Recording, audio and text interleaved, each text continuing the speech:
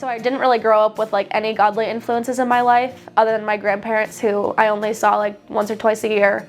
I'm a very outspoken person about like everything. I have opinions on absolutely everything, and I'm not afraid to share them. So I was kind of an outspoken atheist, and I took classes like speech and debate and was definitely not afraid to share my opinion on how I did not believe in God.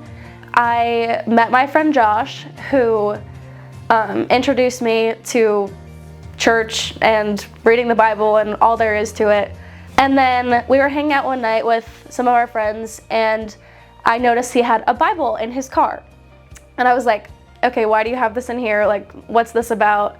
And he shared the gospel with me, and I was like, oh, okay, like that actually makes more sense than what I've heard my whole life about like Jesus and all that. So later that night, he had to drop off something at my house. It was a Saturday night, and so he kind of said, hey, can't stay for too long because I have church in the morning.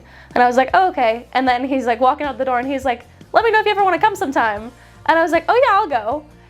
And I showed up and didn't know where to go, so I went through the wrong doors, and somebody helped me to find student ministry. When I sat down and actually got to like get my seat in the sanctuary and heard Pastor Alex preach and heard all the worship, I was still kind of unsure what to think about it. I didn't know that there was something missing in my life because I think it was always explained to me that like what the world has to offer is enough for you. And going to church was kind of a random decision, but it was after I started going that I realized that there was something more.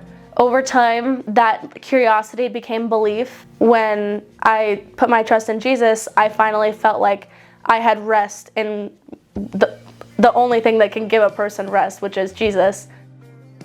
Don't have that mindset that everybody already knows the story of Jesus, because you never know how they may respond to that, or the life changes that you may see because of one conversation that you have with a friend one time. I feel very grateful to have a group of people who actually really supports me and understands me and genuinely just wants the best for me and doesn't have some sort of different intention for their friendship with me. And I've been really blessed to have the opportunity to serve and join ministry and attend Carmel every Sunday, and it's just been beautiful.